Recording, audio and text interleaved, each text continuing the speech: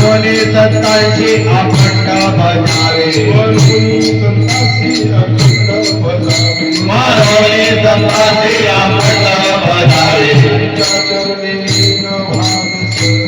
संत चरणी लीन भावितया चरणी लीन भावितया एका घरी देव कामदत्ता करी सतपाई माता देवी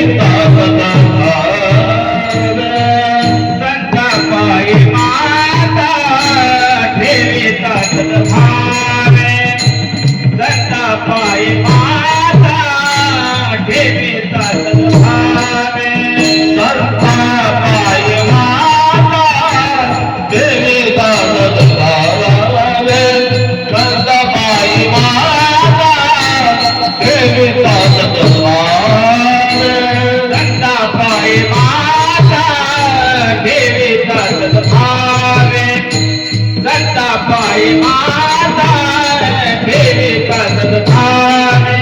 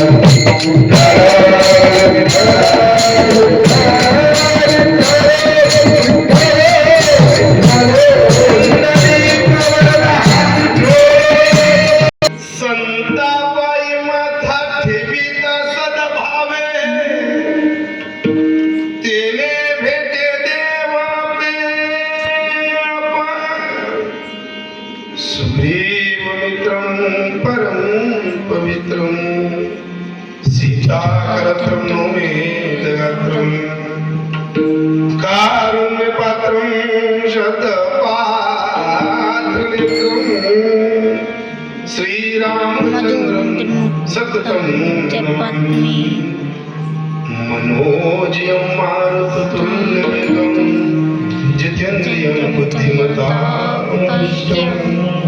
वाक्आत्मजमादयुक्तमुख्यं श्रीरामदूतं शरणं प्रपद्ये। महायोगपीठे भीमरथं वरं कुण्डलिका यदा सुमुनिन्द्रं समागततिष्ठं तमानन्दकन्दं परब्रह्मलिङ्गं बहादुरंगा करुपतो मनाबाला बहादुरंगा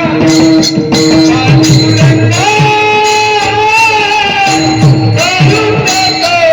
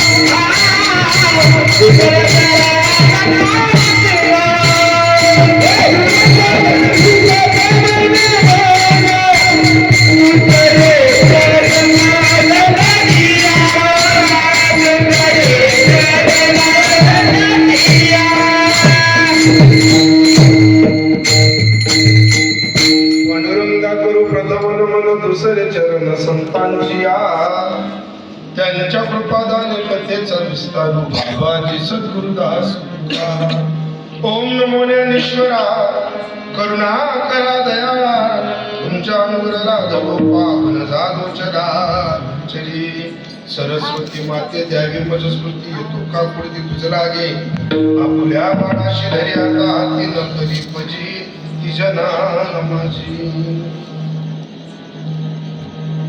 असो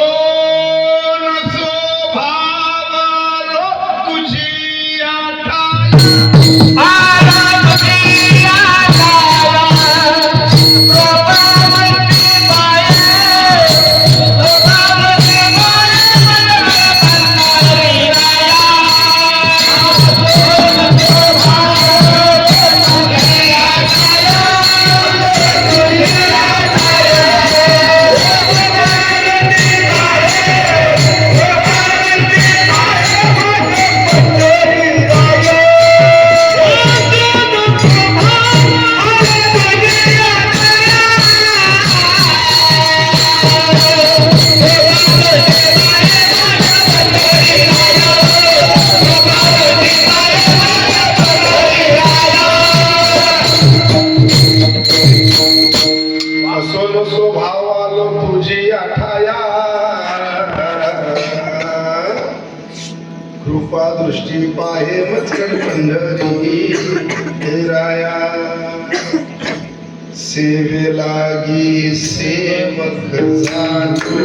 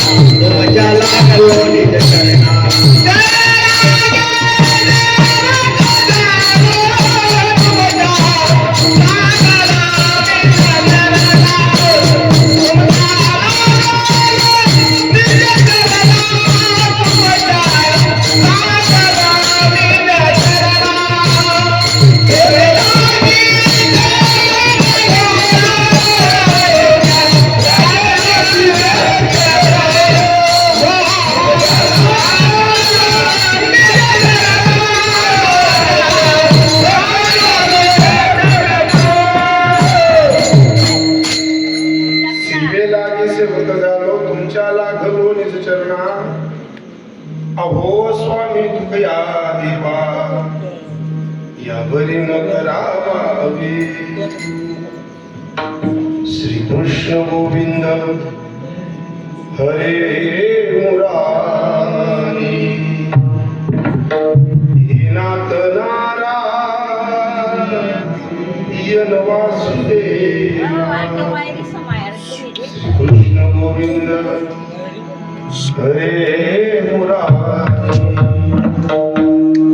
हे नाथ नारायण वासुदेवा संतापाई माता ठिपिता सद्भावे तेने भेटे देव आपे आप प्रस्तुत प्राप्त प्रसंगी प्राप्त भगवत चिंतनासाठी घेतलेला अभंग विश्वाला आधाराची व्यवस्था घालत असताना न्यायनीतीचा धर्म पुढे चालत असताना भगवंताची भक्त भगवंतावरती प्रेम करणारे भगवंताची ललाट ऐकणारे हक्काने भगवंताला जीव घालणारे आणि हक्काने भगवंताने त्यांच्यासाठी देवळाचा दरवाजा बदलवणारे असे लाडके भक्त नामदेव बाबा नामदेव महाराज आज देव शोधण्याचा पत्ता सांगताय. तसं तर पाहायला गेलो राजो कोकणासाठी का काय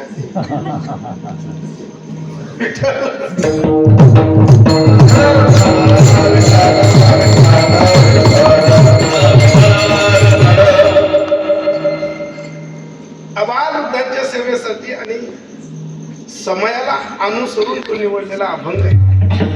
समयाची घटिका निवडून हा अभंग घेतलेला आहे. अभंगाचा ओलावा अति सुंदर आहे. ज्याची अतिशय बुद्धी जड आहे ज्याच्या बुद्धीमध्ये अभंगाचा लवलेशच घुसत नाही त्याला सुद्धा या अभंगाचा शब्द कळेल राजे. अभंगाचा शब्द आहे संता पायी माता ठेविता सद्भावे. पाय पडावा लागतो, पाय पडणं पडतो, पण पाय पडताना कोणाचा पडावा, कशासाठी पडावा, पाय पडण्याचे फायदे काय. बरं, पाय पडत असताना अंतःकरणातली नम्रता, आध्यात्मिक नम्रता आणि विचाराची नम्रता याच्यात खूप बदल पडतात. सासू सुना पाय पडतील, सासऱ्याचा पाय पडतील, ती एक घरातली प्रोसेसर राहील. कोणी आलं गेलं त्याचा पाय पडला जाईल, ती वेगळी प्रोसेसर जाईल. पण साधू आपल्या घरी आल्यानंतर दंडवत घालून नमस्कार करणे म्हणजे अंतःकरणातला इगो, अंतःकरणातला अहंकार, अंतःकरणातला काहीतरी मोठेपणाचा भाव विसरणं आणि अशा वेळेस नमस्कार करणं म्हणजे त्रिभुवनातलं सुख आपल्या पदरी नांदायला यावं अशी एक अपेक्षा बाळगणं, त्याला म्हणतात नमन करणे. आणि त्या नमनाची भाषा नामदेव महाराज करत असताना बोलावा अभंगातला की संता पायी माता ठेविता सद्भावे. संतांच्या चरणी नतमस्तक व्हा. कारण तुम्ही आणि आपण पासपोर्ट साईजचं कुराण कोणता नर्दे घेऊन आल्यानंतर आपण सर्वांची मनातली इच्छा आहे, देव भेटला पाहिजे, देव दिसला पाहिजे, देवाशी हितभूत झाले पाहिजे. कारण तुम्ही आपण सर्वजण देवावर प्रेम करणारी माणसं आहेत. पण देव सहज भेटत नाही. कोर्टातली केस जरी जिंकायची राहिली तर जज निकाल देत नाही, त्याच्यासाठी वकील लावावा लागतो आणि वकील त्या केसचा सर्व निर्णय घेतो आणि मग ती निकालापर्यंत जाते. ती तारीख खेकली जाते. तारखेनंतर कुठंतरी जज आपल्याला तो मार्ग दाखवतो, त्याच्यातनं निकाल लागतो. मग देवरूपी जज पर्यंत जर जायचं असेल तर संत रूपी वकिलांजवळ जावं लागेल, ती अर्जी टाकावी लागेल. मग देवाचा, संतांचा असा अलौकिक तत्व या अभंगात की संता पायी माता. नामदेवराय सांगतात संतांच्या चरणी नतमस्तक व्हा, नम्र व्हा, पाय पडा, पण तुमचा भावही शुद्ध पाहिजे, तुमचा अंतःकरणही शुद्ध पाहिजे. काही लोकांचे दाखवायचे दात वेगळे असतात, खाण्याचे दात वेगळे असतात. काही लोक कुत्राला भाकर टाकतील ना तर पहिले अशी भाकर दाखल तिने मागते दंडोराला पडते म्हणजे खायमन गरमान मकमन दारमान. हो, या अशा पद्धतीनं देव आपलासा करता येत नाही. मुद्दा असा आहे की तुमचा भाव जर शुद्ध असेल, तुमचं मन जर प्रेझेंट असेल तर तुम्ही ज्या दगडाला शेंदूर लावला ना त्याच्यात सुद्धा देव सापडेल तुम्हाला. हो, पण जर तुमचा भाव शुद्ध नसेल मग तुम्ही नर्मदा मायाच्या 15 जरी परिक्रमा केल्या तरी तुम्हाला काही प्राप्त होणार नाही. मग संतांच्या दरबारातलं एक विशिष्ट तत्व आहे की भाव शुद्ध राहिला की संता पायी माता ठेविता सद्भावे, देणे भेटे देव आपे आप. बरं, नामदेवरायांनी संतोष का सांगितले? जन्माला आल्यापासून प्रत्येक जण सांगतं की तुमच्या मायबापांचा पाया पडा, मायबापांचा पाया पडा. बरं, संतांचाच पाया पडायला लावला, मायबापांचा पाया पडायला लावला. आणि विषय एक, ज्या दिवशी पोहायचं शिकलो, जोपर्यंत नदीच्या काठावर आहोत तर नदीच्या काठावर मायबाप आपल्याला सांगतात पाणी कमरे बरोबर आहे, पाणी गुडघ्या बरोबर आहे, पाणी छाती बरोबर आहे, हा मायबापाचा सल्ला असतो. पण जोपर्यंत पाण्यात गेल्यानंतर पोहायची सुरुवात होत नाही, पण जो पोहणं शिकवतो त्याला म्हणतात सद्गुरू. आणि जीवनामध्ये मायबाप फक्त कल्याण करतात, सद्गुरू उद्धार करतो माणसाचा. त्याच्यासाठी आपला भाव शुद्ध राहिला की आपण संतांच्या चरणी नतमस्तक झालो का संता पायी माता ठेविता सद्भावे, तेने भेटे देव आप्याप. जास्त कष्ट करण्याची गरज काही न लगे. हो, तुम्हाचा फक्त भाव शुद्ध पाहिजे, काही न लगे का भावाची कारण. का म्हणे आणा तुकोबाराय आण घेऊन सांगतात, जर तुमचा भाव शुद्ध असेल तर नारायण तुमच्या मागे पुढे उभा राहील. पण त्याच्यासाठी तुम्ही तुमच्या जीवनात संतांकडे गेलं पाहिजे, संतांच्या चरणी नतमस्तक झालं पाहिजे. बरं, मग काही विद्वान लोक सांगतात महाराज एकदा संतांकडे गेलो का मग होऊन जाईल का? अहो नाही ना, आपल्याला जर एकदा आजार लागला की त्याची पूर्ण ट्रीटमेंट घ्यावी लागते. हो, ती ट्रीटमेंट पूर्ण वापरली का मग आजार जातो. मग देव शोधण्यासाठी अगा जन्मी जे उरावे सुखदुःखी फळा यावे या देहा एका, या देहात आणण्यासाठी, या देहाचं कर्तृत्व निभवण्यासाठी आपण सहज इथं जन्माला आलो नाही. मी बोलणारा सहज आलो नाही, हे दादा ते सहज आले नाही, हार्मोनियम वाले दादा सहज आले नाही, वाजवणारे दादा सहज आले नाही. आपण इथं जन्माला येताना कशी आलो माहितीये? पाप पुण्य करुणी जन्मा येतो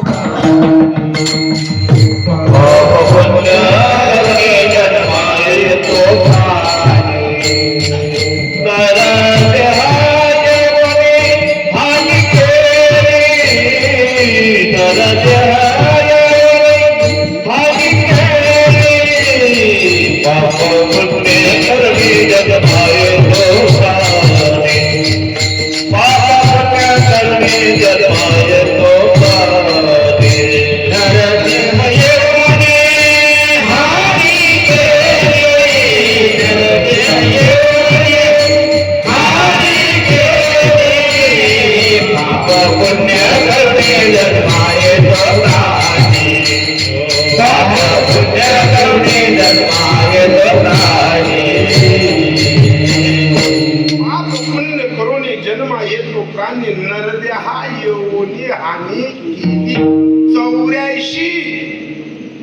योनी जेव्हा फिरून हा जन्म भेटतो आणि या जन्मात आलो सहज नाही आलो आगा जन्मेचे उरावे सुखदुःखी फळावे यावे आगा जन्माचं काहीतरी पाप आणि पुण्य या नरदेहाच्या माध्यमातून आलं आपण सहज या माता पित्यांच्या पोटी जन्माला आलो नाही सहज या घराण्यात जन्म घेतला नाही सहज या माणसाच्या पदरी आपलं पदर भरला गेला नाही सहज आपण या गावात या भूमीत या घरात जन्माला आलो नाही काहीतरी मागचा अनुबंध नांदलेला होता गुंतलेला होता म्हणून आपण या धमान्यासारख्या गावात आलो तापीच्या खोऱ्यात आलो आणि याच भूमीत याच माता पित्यांच्या पोटी जन्म घेतला त्याच धर्मपत्नीच्या पोटी जन्म घेतला ही जन्माची साखळी आहे ही जन्माची साखळी सर्वांना पुरवलेली आहे ही जन्माची साखळी किंबहुना धनुर्धरा जो मातेची या उदरा तो मातेचा सोयीरा केतुला पा जो मातेच्या पोटातनं ब्रह्मांड नायक आला त्याला सुद्धा या सगळ्या सारीपाटाचा खेळ खेळावा लागला आणि या खेळातनं एकच महत्व कळालं की इस्टेट वारदान धन दौलत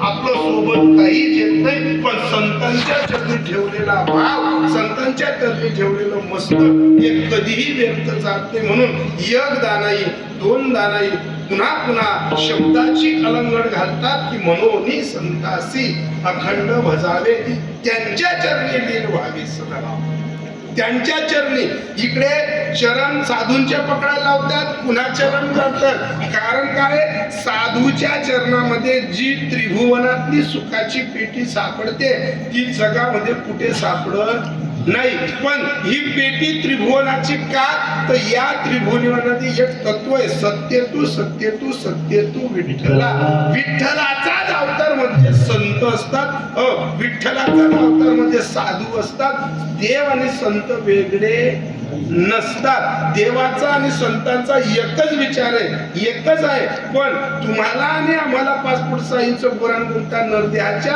पटकरणावरती देव समजवण्यासाठी साधूचं गुण धरावं लागतं आणि साधूचं गुण का धरावं लागतं तर या त्रिभुवनात देव तुमच्या आणि माझ्या घरी येत नाही पण तो देव साधूंच्या घरी काम करतो मग तो कोण साधूंच्या घरी काम करतो 36 वर्ष काम केलं त्यानं पाणी काय व्हायलं घर काय पुसली नाना तऱ्हेचे काम केले आणि त्या कामाचा लेखाजोखा चोखोबरांनी सांगितला होता अबीर गुलाब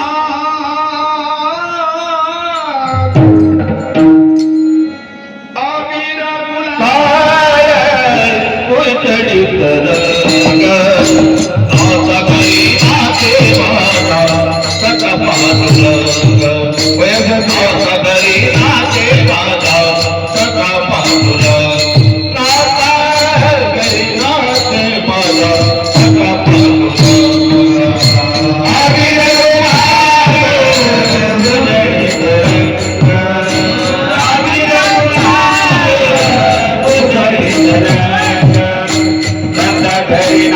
माझ्या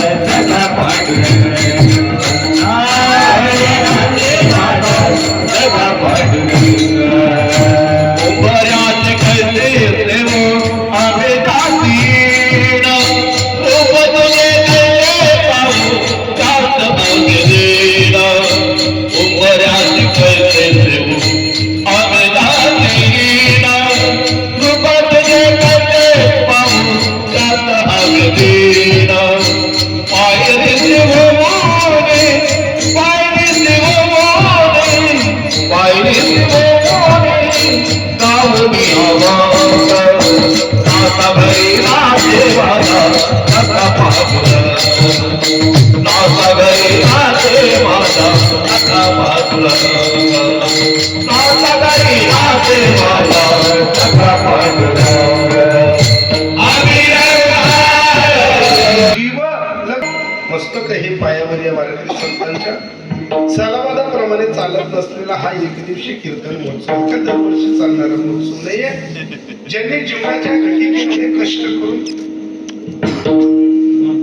संसाराची घटिका पार पाडत असताना कुठेतरी आध्यात्मिक क्षेत्रात आपलं जीवनाचं कल्याण व्हावं म्हणून मैयाची परिक्रमा करून जे या गावात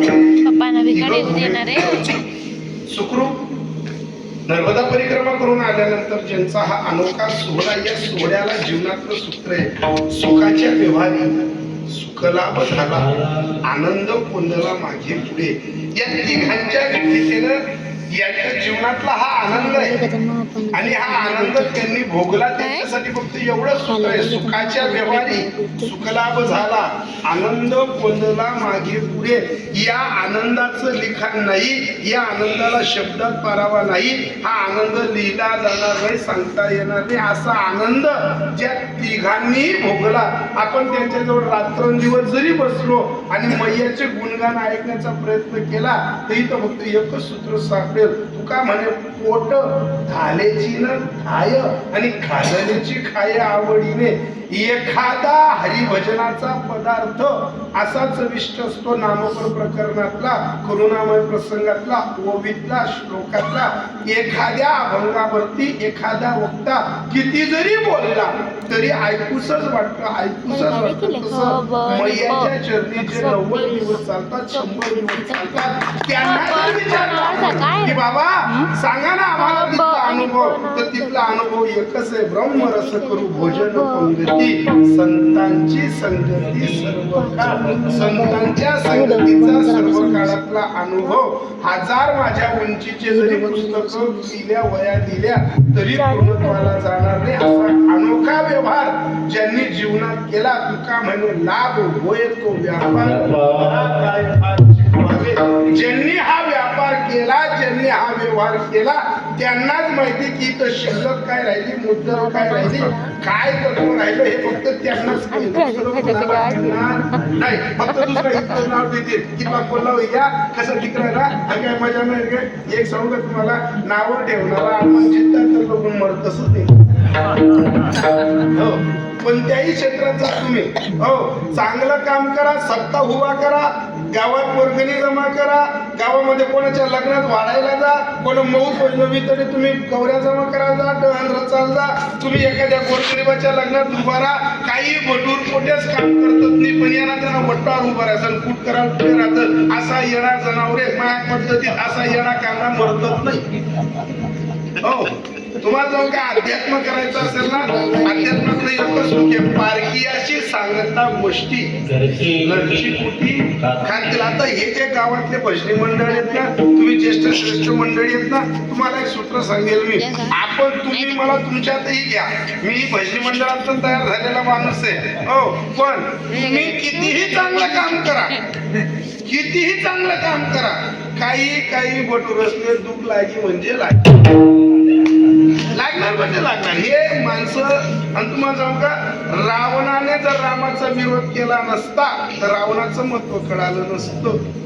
तुम्हाला सांगू, रावणाने विरोध जर केला नसता तर रामप्रभू आपल्याला कळाले असते का? तुम्हाला सांगू का, टिंगल करणाऱ्यांचं कूट करणाऱ्यांचं कधीतरी ना घर असं लांब नको, आपलं शेजारले पाहिजे, जवळ राहू द्या. हो तुम्ही आता परिक्रमा करून आलेली माणसं आहेत. तुम्हाला सांगू का, तुमच्या जीवनातला असा सोनेरी अक्षराने लिहिलेला हा पर्व काळ आहे तो 90 दिवसाचा. तुमच्या जीवनातला हा अनुभव तुम्ही कधीही एकांतात जरी आठवला ना तरी आपल्या एकेका डोळ्याला 2-2 धारी लागतात असा. हो इतक्या सहज अशा सूक्ष्म लोकांमध्ये सांगितला जाईल असा नर्मदा मैयाचा अनुभव नाही. पण ज्यांनी जीवनातली साखळी उंचावली, आदरणीय परमपूजनीय नर्मदा मैया सेवक ज्यांचा हा कार्यक्रम आहे, ज्यांना फ्रेंड म्हणून सर्व गाव ओळखतं. ब्रँड आहे ब्रँड हो ब्रँड म्हणजे फ्रेंड म्हणजे मी लिहिताना मला आनंद वाटला हो असा काहीतरी कोड असावा गावात हो काहीच डांबऱ्या म्हणतात लोक काहीच काही काय पण तुम्हाला फ्रेंड म्हणजे काय मित्र फ्रेंड म्हणजे काय जीवा भावाचा फ्रेंड म्हणजे काय आपला फ्रेंड म्हणजे काय हृदयातला फ्रेंड म्हणजे काय घराघराशी ज्याचं नातं जोडलंय ना तो फ्रेंड म्हणजे काय माहितीये का फ्रेंड होण्यासाठी पैसा कमवा लागत नाही प्रेम होण्यासाठी अशा टुबेल आणि जत्रान खत्रान मस्त्या करण्या पडतील नाही फ्रेंड होण्यासाठी एकच सूत्र बाळगावं लागतं प्रेम नये सांगता बोलता दाविता फ्रेंडचं प्रेम सांगता येत नाही बोलता येत नाही धावता येत थोर प्रेमाचा भुकेला आजी दुष्काळ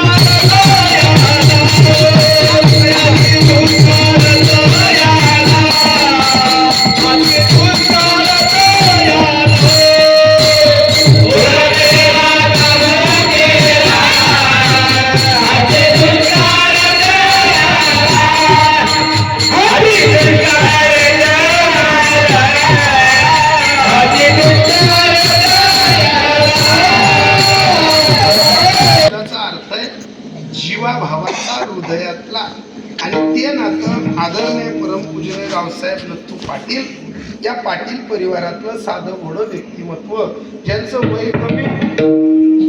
वय कमी आणि गडावर परिक्रमा जास्त झालेली वाऱ्या जास्त झालेल्या आहेत हो मला तरी वाटतं ना त्यांचं वय जेवढं सांगितलं त्याच्यात या 40 घ्या 42 घ्या पण त्याच्यापेक्षा त्यांच्या गडावरती पायवाऱ्या जास्त झालेल्या आहेत तुम्हाला सांगू का तुम्ही देवीवरती भाव ठेवा का तुम्ही देवावरती भाव ठेवा हो इथं एकच तत्व आहे हो इथं देवी वेगळी नाही आणि देव वेगळा नाही देवीचं स्वरूप आहे देवीचं स्वरूप आहे देव म्हणून तर बोलले होते 18 पकडचे साधू संत ये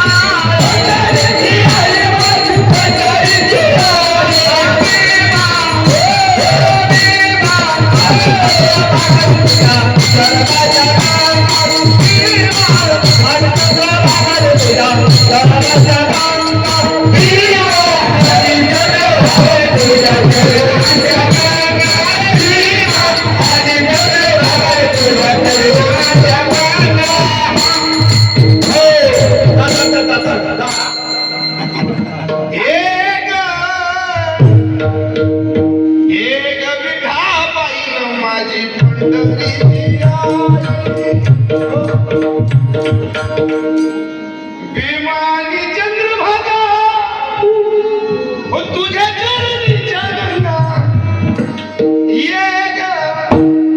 ये ग विठा माझी नदी आहे देवी आणि देव वेगळा नाही त्या त्रिभुवनातलं सुखाते हे आपलं अधिष्ठान आहे देवी घ्या का देव घ्या याची सेवा कोणत्याही पद्धतीने करा ऐका रावसाहेब दादांनी गडावरच्या जरी वाऱ्या केल्या असतील आणि नर्मदा मातेची जरी परिक्रमा केली असतील तुम्हाला सांगू तापी स्मरणे गंगा स्नाने आणि नर्मदा दर्शने तुम्ही तापी दिवसभर म्हणा तापी तापी तापी मैया तापी मैया तापी मैया तुम्ही 7 दिवस गंगेमध्ये आंघोळ करा तुम्ही महिनाभर तापी तापी म्हणाल महिनाभर तापी मैया तापी मैया तापी मैया म्हणाल तेव्हा तुमचं कणभर पुण्य वाढेल तुम्ही 1 महिनाभर गंगेमध्ये आंघोळ करा तेव्हा तुमचं 2 कण पुण्य वाढेल तापी स्मरणे गंगा स्नाने आणि नर्मदा दर्शने नर्मदाचं दर्शन जरी घेतलं तरी 100 जन्माचं पाप जातं हे नर्मदा पुराण सांगतं हे नर्मदा पुराण, नर्मदा पुराणाच्या माध्यमातून ज्यांनी परिक्रमा केली आदरणीय रावसाहेब दत्तू पाटील, पाटील परिवारातलं सर्वांचे पाटील परिवार. तसं पाहायला गेलं तर तुम्हाला एक तत्व सांगेल, पाटील परिवारातले रावसाहेब दत्तू पाटील त्यांच्यासोबत ज्यांनी परिक्रमा केली, कोळी परिवारातील सर्वांचे आपलेसे वाटणारे वयोवृद्ध ताराचंदजी आप्पा साहेबांनी या वयामध्ये परिक्रमा केली. त्यांच्याकडे पाहिल्यानंतर तर असं कौतुक वाटतंय मला की आप्पा तुम्ही चालणार कस काय? सोपी गंमत नाही हो आप्पासाहेब. खरंच तुम्ही या वयात एवढी मोठी म्हणजे 4000 किलोमीटरची परिक्रमा आहे, सांगायला 3500 आहे, पण आता अंतर वाढता वाढता 4000 किलोमीटरची परिक्रमा करून आल्यानंतर तुमचं म्हणजे आता तुम्ही जे 3 जण परिक्रमा करून आलेत ना, माझे सरपंच भीमसिंगांना तुमच्याही काय 2 वर्षापूर्वी परिक्रमा करून आला. एक लक्षात ठेवा, एखाद्या कुळात आपण जन्माला आलो तर आपल्या मायबापाचा उद्धार करता येतो आपल्याला, कशाच्या नारायणा बली केल्याने, पिंडदान केल्याने. पण आपण ज्या जमातीत येतो, समजून घ्या बाबा, कोळी समाजाचे असतील, तुम्ही राजपूत म्हणा, गिरासे म्हणा, काही असतील, आता पाटील परिवारातले असतील, या गावातला जेवढाही पाटील परिवार आहे, या गावातला जेवढाही गिरासे परिवार असेल, या गावातला जेवढाही कोळी परिवार असेल, या सर्वांच्या पितरांना मोक्ष एका जमातीतल्या माणसामुळे भेटतो. फक्त त्याने परिक्रमा केली पाहिजे, त्याने परिक्रमा केली पाहिजे. स्वर्गीचे अमर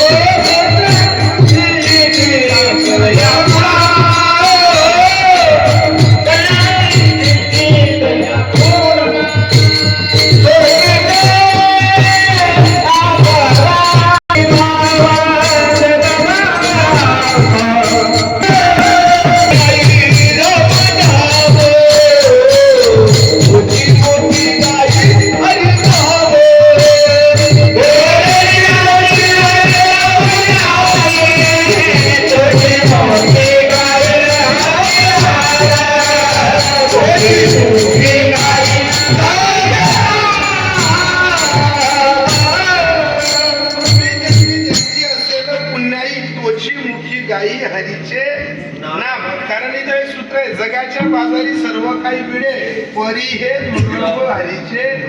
पण जो परिक्रमेला जातो ना, जो परिक्रमेला जातो त्याचे पूर्वज मोक्षाला जातात. असे पूर्वजांची पुण्याई तोची मुखी गाई हरीचे भजन. या 3 लोकांच्या पूर्वजांचं पुण्य असेल. आता तुम्हाला सांगू का, माणूस हे 3 जण परिक्रमेला गेले, या 3घांच्याच पूर्वजांना पुण्य भेटलं का? तुम्हाला सांगू पुण्य कोणाकोणाला भेटलं? यांच्या भावाच्या सर्व नातेगोत्याला पुण्य भेटलं, यांच्या बापदाद्यांना पुण्य भेटलं. बरं सांगू अजून, यांच्या सोबत जे अर्धांगिनीनं ज्या दिवशी हे परिक्रमा केल्या आल्यानंतर घरी जेव्हा ऑक्शन केलं ना, ऑक्शन केल्या यांच्या धर्मपत्नीच्या माहेरच्या वाडवडिलांना सुद्धा मोक्षाची घटिका भेटली. कारण का, ही अर्धांगिनी आहे, तिकडचं सुद्धा अर्ध कर्तव्य माणसाला असतं. हे जे आपल्याला सांगितलं जातं ना, सासू सासऱ्याशी बोलू नये आणि सासू सासऱ्याशी असं ताट नागत राहावं, आई इथं सांगाले, पण हे ऋणानुबंध असतात. आता एवढ्या वयात 45च्या वयामध्ये जाणं, परिक्रमाला जाणं म्हणजे कौतुकास्पद आहे. हो, आपल्याकडे परिक्रमेचं एवढं महत्व समजत नाही लोकांना. जावं त्या तटावरती तेव्हा कळतं, अरे नर्मदाच्या तटावरती कमंडलाला कमंडल जाऊन सूक्ष्म रूपानं साधू आहेत. सूक्ष्म रूपानं कमंडलाला कमंडल लावून साधू आजही वास्तव्य करतायत. अरे 150 वर्षाचे साधूंच्या जटा जमिनीपर्यंत आहेत. असे साधू भक्त पाण्यावर आहेत, असे साधू भक्त झाडांच्या पालावरती आहेत. आणि आपला रविवार गाजरणारा कवय वरते जातील.